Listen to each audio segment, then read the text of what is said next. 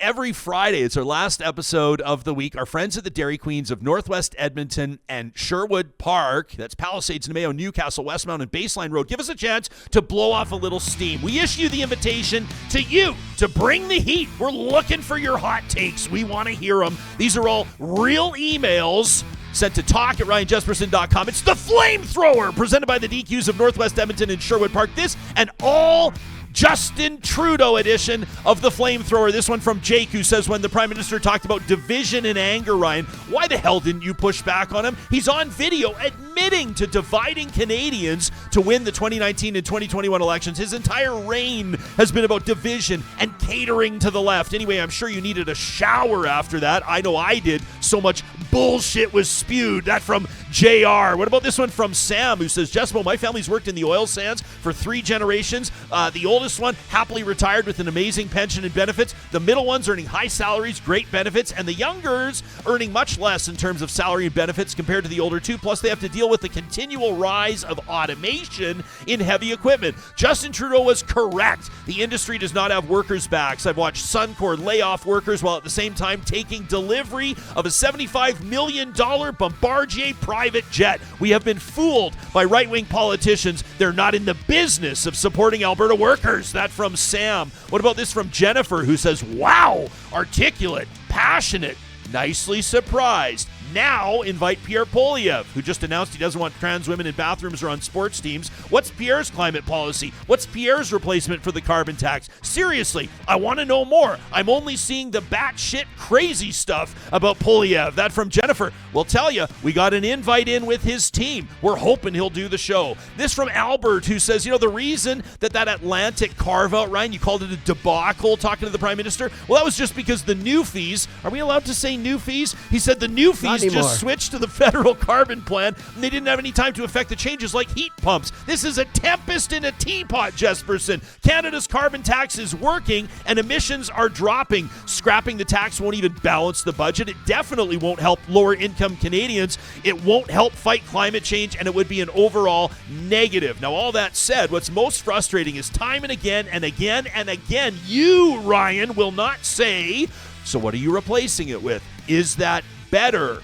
Buck up, Ryan, and do your listeners right. That from Albert. What about this one from Catalina, who says, geez, Ryan, after reading the comments on your interview with Justin Trudeau, I thought I'd contribute my 2 cents. People complained you were too easy on him, that you didn't cut him off to insert a counterpoint. The funny thing is I thought the same thing about your interviews with Danielle Smith and David Parker. Now, I've followed your career for years. Thank you, Catalina. Says, I've observed your interviewing style. You ask questions, you give the person a long runway to flesh out their ideas. That's indicative of an inquisitive interviewer who truly wants to hear what the interviewee has to say. So many interviewers these days take on a combative style. The approach is not designed to go deep into conversation. It's ego-driven. It places the spotlight on the question asker, not the answerer. It's designed to inflame and glean sensational sound bites. To the people in your audience who accuse you of being a liberal shill, after the Trudeau spot, I will say we on the left, says Catalina, felt that you were sucking up to Danielle Smith and gave David Parker an undeserved platform. Ryan's not painting pictures, everybody. He's providing the canvas. We were talking about myself in the third person. Goes on to say the person he's interviewing fills the canvas with their policies, beliefs, points of views, and he leaves it up to us to judge the portrait that the interviewee has painted. Ryan trusts this audience to draw its own conclusions about what the interviewee has said. The podcast is not designed to spoon-feed listeners warm and comforting pablum, which many programs in echo chambers do. Ryan, if half your audience is pissed off at any given time, that means you're doing a great fucking job. That from Catalina. Thanks for that. And this one from Dwayne, who says, Jespo, I've been a fan since the 6:30 Ched days, occasionally tuning in to catch up on your new show, but I've had it with the relentless flip-flopping charlatan of your recurring guest, Charles Adler, who seamlessly altered his tune to align with the political zeitgeist. The zenith of my disillusionment came after witnessing his Twitter post in response to your Trudeau interview. What possible grievance could I hold against dear old Grandpa Chuck, you wonder? Your podcast crony delightfully extolled the Prime Minister, praising his intelligence and passion, but I vividly remember Adler years ago portraying Justin Trudeau as an imbecile, as an out-of-touch,